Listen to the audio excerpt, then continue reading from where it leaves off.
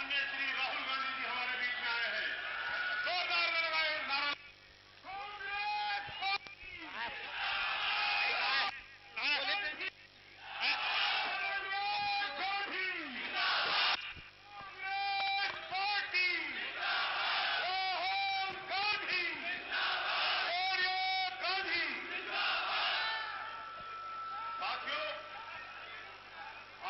जोश है, ये अपने आप में उस बात का सबूत है कि यहां पर कांग्रेस मजबूत है।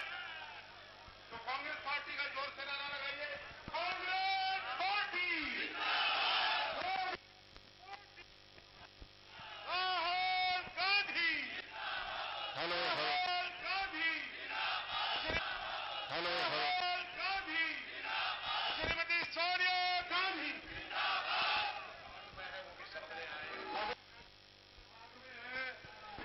सभी साथियों से आग्रह है, अरे कृपया आगे आ जाए, सारे पीछे पीछे हो जाओ, थोड़े पीछे हो जाओ। साथियों आप खुद भी पीछे हटो, यात्रा लेकर के यात्रा लेकर के हरियाणा के तमाम साथियों की तरफ से, तमाम नेताओं की तरफ से आदरणीय राहुल जी का करनाल की धरती पर पहुंचने पर बहुत बहुत स्वागत अभिनंदन करता हूं। आप सबको बहुत बहुत बधाई देता हूं कि आज सुबह से जो कार्यक्रम शुरू हुआ आपने बड़े किया। यमुनानगर सभी साथी बन जाओ, बता दो भैया, सभी साथियों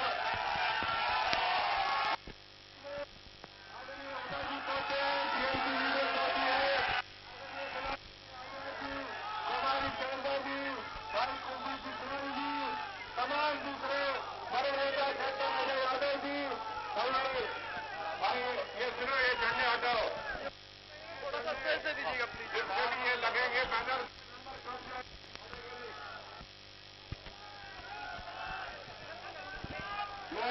ये पहले हजारों भैया सभी साथियों का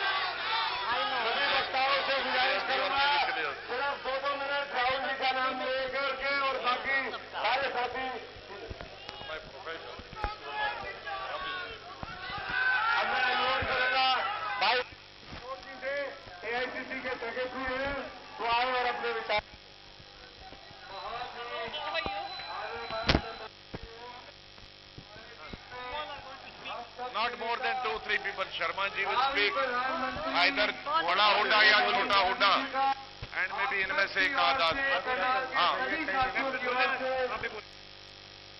minutes each, no more than 2 minutes. ये पहले वो नीचे कर दे भैया सारे भैया पीछे लोग देख रहे हैं नीचे करने लोगों को देखने में दिक्कत हो रही है अपनी बात को ज्यादा लंबा ना करते हुए बनाए हुए सभी सीनियर लीडर आदरणीय बहन शैलजा जी का, हमारे प्रदेश कांग्रेस कमेटी के अध्यक्ष डॉक्टर अशोक तंवर जी स्वागत करता हूं। हम राहुल जी को सुनने के लिए यहाँ खड़े हैं, अपनी बात को ज्यादा लंबा नहीं कर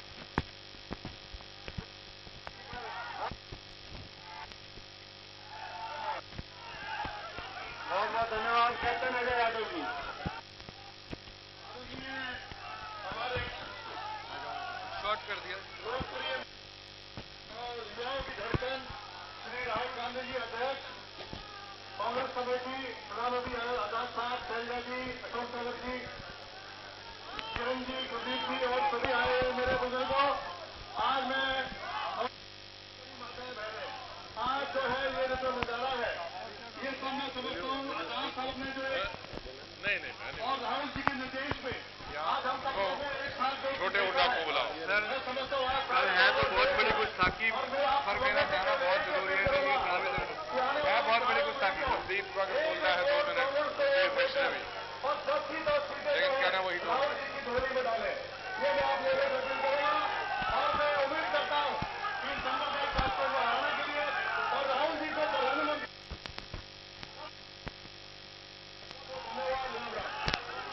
बहुत बहुत धन्यवाद। मैं अनुरोध करूंगा भाई दीपेंद्र हुड्डा जी से आए अपने विचार रखें। दीपेंद्र जी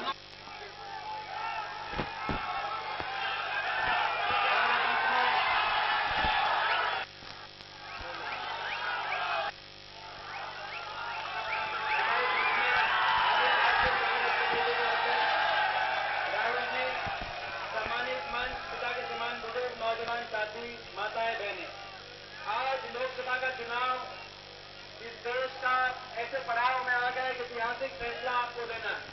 भारतीय जनता पार्टी की सरकार 5 साल पहले बड़े बड़े वायदे करके सत्ता में काबिज हुई थी।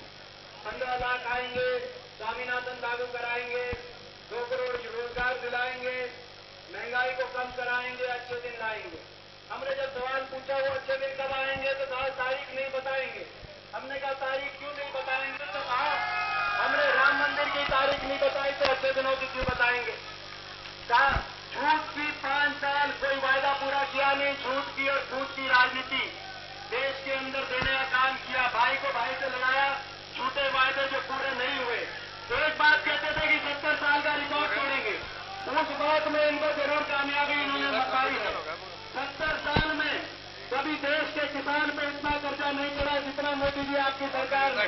70 साल में देश में बेरोजगारी का दर इतना ऊंचा नहीं पहुंचा जितना मोदी जी आपकी सरकार ने। 70 साल में बैंक का कर्जा इतना बड़े उद्योगपतियों के माध्यम से नहीं डूबा जितना इनकी सरकार में। 70 साल में देश में भाई को भाई से इतना नहीं लड़ाया गया जितना मोदी जी आपकी सरकार में। 70 साल में बाबा साहब भीमराव अम्बेडकर जी का संविधान तो इतने प्रहार नहीं हुए जितना इनकी सरकार में। साल के अंदर गरीब और अमीर में इतना अंतर नहीं पड़ा जितना मोदी जी आपकी सरकार में। और 70 साल में उतना छूट नहीं मिला गया जितना इस सरकार में। इसीलिए मोदी जी को जाना होगा और इसीलिए राहुल जी को देश के लिए आना होगा। राहुल जी ने सड़क से लेकर संसद तक जिस तरीके से इंसानियत से, सच्चाई से, ईमानदारी से, अच्छाई से देश के किसान की, गरीब की, नौजवान की लड़ाई लड़ी है। आज देश के आशा के केंद्र बिंदु बन के राहुल जी उतरे हैं और हमें विश्वास है 12 मई को जब चुनाव होगा हरियाणा में 10 की 10 सीट यहां से आएंगी। पूरे देश में कांग्रेस जीतेगी। झूठ की मोदी जी की राजनीति का अंत होगा और देश में राहुल जी के नेतृत्व में कांग्रेस पार्टी की सरकार बनेगी। इन शब्दों के साथ मैं आपका धन्यवाद करता हूं।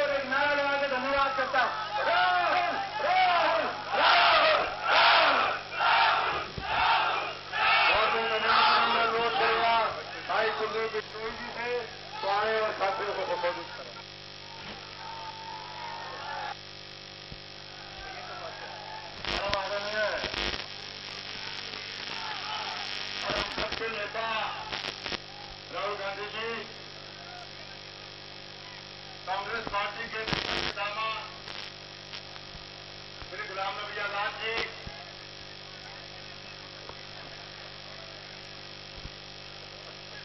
मेरे बड़े भाई और हरियाणा के पूर्व मुख्यमंत्री भूपेंद्र हुड्डा जी, भाई अशोक तंवर जी, किरण चौधरी जी, शैलजा जी, दीपेंद्र जी, राकेश कंबोज जी, भाई कुलदीप शर्मा जी, सुमिता सिंह जी और मक्का सिंह, सभी हमारे साथीगण, सबसे पहले तो आप इतनी भारी तादाद में इतने गर्म जोशी के साथ जो हमारा स्वागत किया, राहुल जी का स्वागत किया, इसके लिए मैं राहुल जी की ओर से, हम सब की ओर से आप सबका दिल की गहराइयों से हाथ जोड़ के धन्यवाद करता हूं, आभार व्यक्त करता हूं।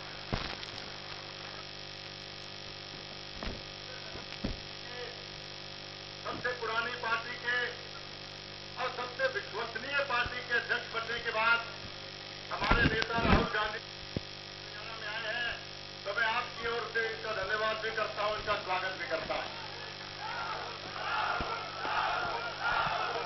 साथियों, आप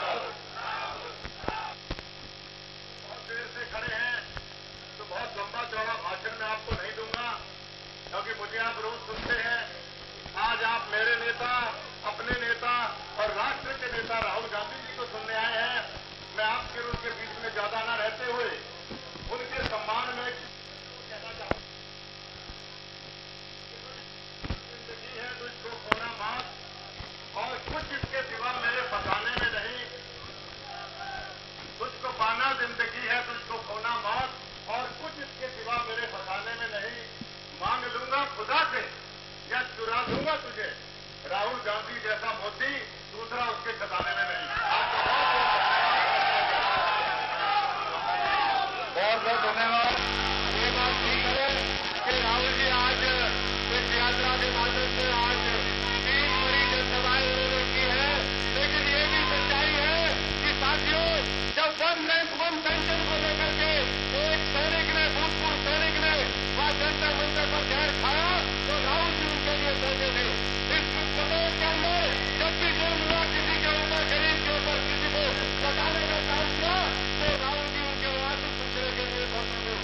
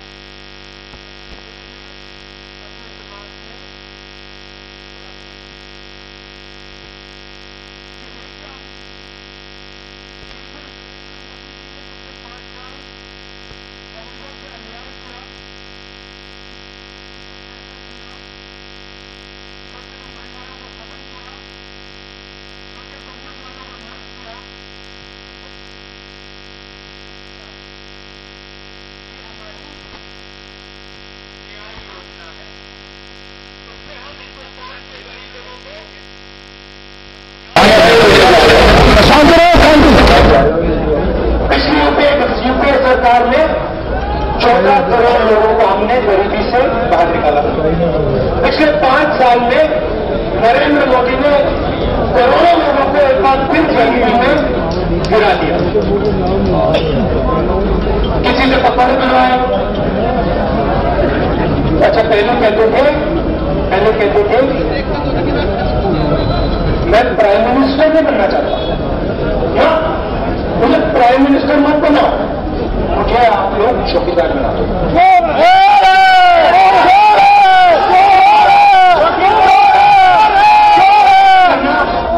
आज शाम को जब आप घर जाओगे, ट्रैफिक लाइट पे आप रुकोगे, आपके साइड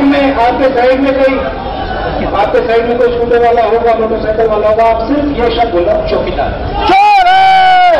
जैसे आप हिंदुस्तान में आज जैसे आप चौकीदार बोलते हो, एकदम जवाब मिलता है चोर। अब 5 साल हो गए, चौकीदार साहब ने चौकीदारी की। किसकी चौकीदारी की? अनिल अंबानी की। राफेल की फाइल चोरी करवा दी। चौकीदार राफेल की फाइल चोरी हो गई, मगर अनिल अंबानी के हवाले 30,000 करोड़ रुपए कर दिए चौकीदार ने। हवाई जहाज तो हिंदुस्तान में बनना था, लाखों युवाओं को रोजगार मिला था। 526 करोड़ का एक हवाई जहाज था, नरेंद्र मोदी जी ने 1600 करोड़ रुपए में खरीदा। फ्रांस का राष्ट्रपति कहता है हिंदुस्तान के चौकीदार ने मुझे साफ बता दिया था, कॉन्ट्रैक्ट तो अनिल को जाएगा, अनिल भाई को जाएगा। अच्छा, मैं आपसे सवाल पूछना चाहता हूँ, मोदी जी का आपने भाषण सुने ना? तो भाषण में जब वो जनता से बात करते हैं, आपसे बात करते हैं, तो फिर आपको वो कहते हैं मित्रों, आपको मित्रों कहते हैं ना, तो अनिल अंबानी को भाई क्यों कहते हैं?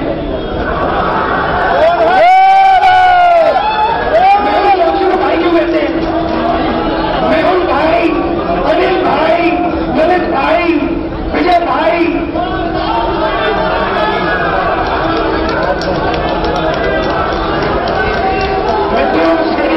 मित्रों से पैसा लेते हैं और भाइयों को देते हैं। आप लोग से कहा आपका नुकसान होता है, आंधी आती है, तूफान आता है, आपका नुकसान होता है, मैं आपकी मदद करूंगा, नई बीमा योजना दूंगा, भाषण में बोला। उसके बाद हिंदुस्तान को 19-15 लोगों के बीच में बांट दिया। ये 10 डिस्ट्रिक्ट आपके, इसमें बीमा का बिजनेस अनिल भाई आपका, इसमें भैया अदानी जी आपका बिजनेस, इसमें बांट दिए। जम्मू कश्मीर को तो अनिल भाई को पूरा दे दिया। जम्मू कश्मीर में पूरा का पूरा बीमा का पास पूरा काम अनिल भाई को दे दिया। अब आपका नुकसान होता है, आंधी आती है, तूफान आता है, आंधी आती है, तूफान आता है, आपसे पैसा कलेक्ट किया जाता है, आपके बैंक अकाउंट से काट कर अनिल भाई को पैसा दिया जाता है। और जब आपका नुकसान होता है, अनिल भाई कहते हैं भैया हम तो आपको आपका पैसा वापस नहीं देंगे। किसान दिन भर कर्जा माफी मांगता है। नरेंद्र मोदी ने 3.5 लाख करोड़ रुपए 15 लोगों के माफ किए हैं। लोकसभा में उन्होंने सवाल का जवाब दिया। किसान कर्जा माफी मांगता है, अरुण जेटली जी कहते हैं हमारी पॉलिसी हम नहीं करेंगे, हम सब न्याय मांग रहे हैं। आप अगर उनका कर्जा माफ कर सकते हो तो फिर किसान का भी करो। अगर आप चाहते हो कि किसान का कर्जा माफ ना हो फिर उनका मत करो। सही बात है ना? सही बात है ना? तो हम तो हिंदुस्तान नहीं चाहते हैं, हम एक हिंदुस्तान चाहते हैं। अगर उनका कर्जा माफ होगा तो उनका कर्जा माफ होगा, अगर उनका घर बनेगा तो उनका घर बनेगा, अगर उनके बच्चे कॉलेज जा पाएंगे तो उनके बच्चे कॉलेज जा पाएंगे, अगर उनके माता पिता हॉस्पिटल जाएंगे उनके माता पिता हॉस्पिटल जाएंगे।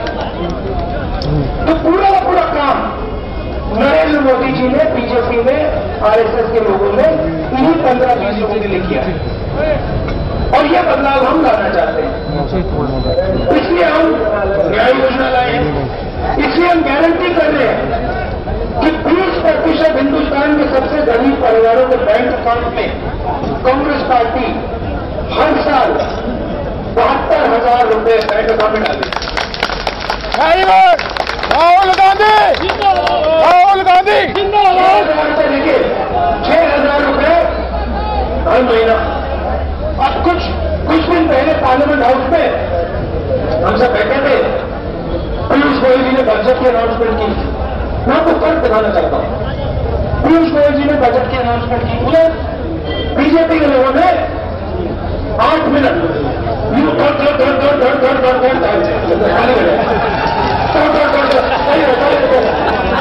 मैंने खारगे जी से पूछा कि तारीख में जाने क्या हो गया। खारगे जी मुझे कहते हैं देखो इन्होंने क्या किया है, इन्होंने किसानों को उनका 3.5 रुपया दिया है। यार परेशान हो रहा है। बैग 3.5 रुपया किसान को दिन का। एक तरफ देखिए उनका 3.5 रुपया और दूसरी तरफ देखिए 72,000 रुपया। ये फर्क है कांग्रेस लोगों में। तो ये मैं आपसे कहना चाहता हूं, कांग्रेस के कार्यकर्ताओं, भाई और बहनों, अब आपके पास हथियार है। मैं आपको 2-3 हथियारों के बारे में बताना चाहता हूं। सबसे पहला चौकीदार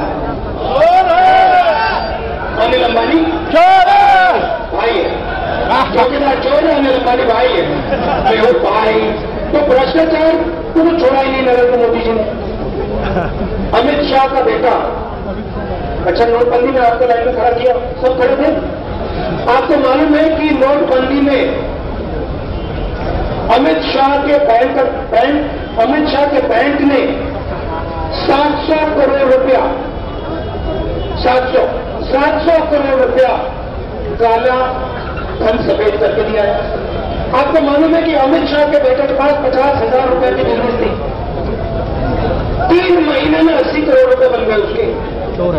चौकीदार आपको मालूम है कि अरुण जेटली की बेटी को बैंक अकाउंट में मेहुल चोकसी ने पैसा दिया है। आपको मालूम है कि राजस्थान की एक्स चीफ मिनिस्टर को के बेटे को ललित मोदी ने करोड़ों रुपए बैंक अकाउंट में डाल के दिए। यह सब चीजें आपको मालूम होनी चाहिए। डायरी निकली है, कर्नाटक के चीफ मिनिस्टर की डायरी निकली है।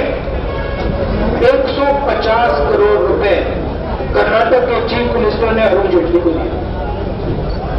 150 करोड़ रुपए राजनाथ सिंह को दिए। उनके सब नेताओं की नाम डायरी। ये चौकीदार जो है किसकी चौकीदारी कर रहे हैं?